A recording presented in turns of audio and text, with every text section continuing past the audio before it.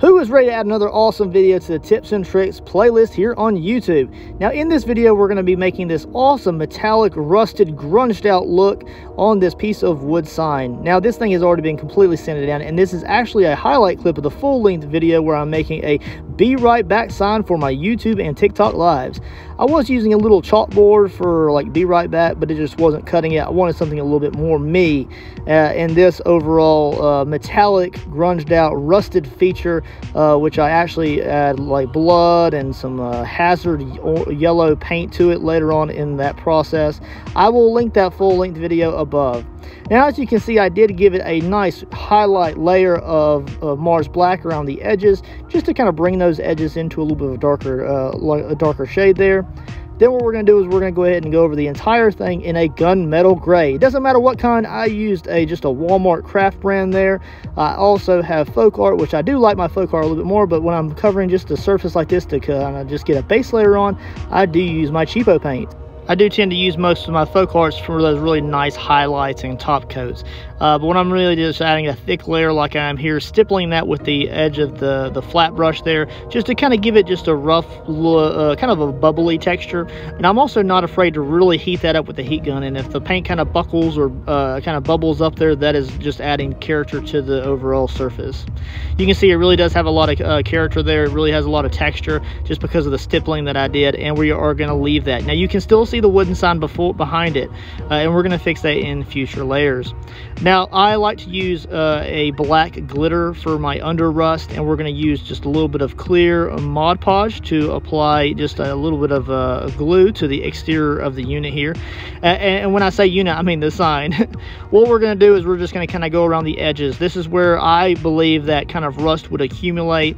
I'm going to kind of be very generous around the edges and kind of drip it down where I want my major drips of rust to be. You can kind of make this as decayed and grungy and nasty as you want it to be, but as of right now it's kind of glamorous, I do admit. And as you can see, it's going to take a few minutes just for that to dry up, and we'll try to save as much of that glitter as possible. I really do like using this glitter, and I hate to use this type. This is a Glitter Chimp Raven glitter, and it's the only black that I have left. I hate using, you know, $6 or $7 glitter for this, just when it's going to be painted over, but it's what I had at the time. I like glitter. You can also use sand or any kind of grit dirt that you have around. I just like glitter just because that kind of gives a nice uniform layer. If you really want to have a lot of dimension, a lot of layers, and a lot of variation in depth, then you can use dirt or sand if you want to. We're going to use two dark colors here. We're going to use burnt umber, and we're going to use raw umber. Raw umber is, of course, that muddier color. We're going to use that kind of just to kind of give it an overall layer and kind of a wash over the entire metal surface. What we want to do is we want to really cake that in a wet fashion. So I got a lot of water laid on right there, and we're going to let these drips naturally drip down to the lower layer of the lower edge and lip of that sign there. I'm also going to go over the entire metal surface and give it a nice layer of film.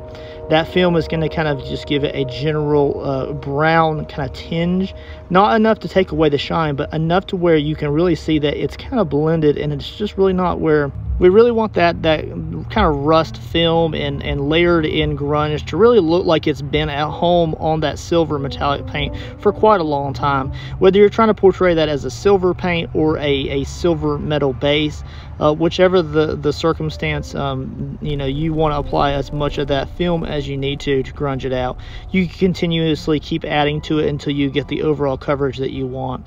But as you can see, it quickly covers up that metal sheen, and it really does add a lot of accents. Now as you can see here, I am going in with a sterling silver and a little bit of a bronze. You can also use gold if you want to, and I did use a little bit of a bronze just around the edges, just to kind of give it some variations in metallic color. You don't really have to do that, and I don't do that very often, but I thought for this kind of quick tips and tricks video, then I would do so.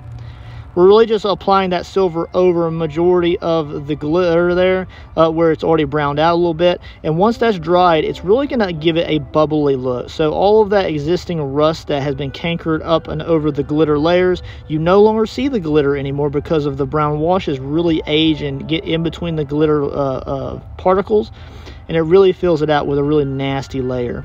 All right, now what we're gonna do is we're gonna use a Dollar and Roney acrylic ink. I really like these inks. They have a lot of different colors and they add a lot of vibrancy to the projects.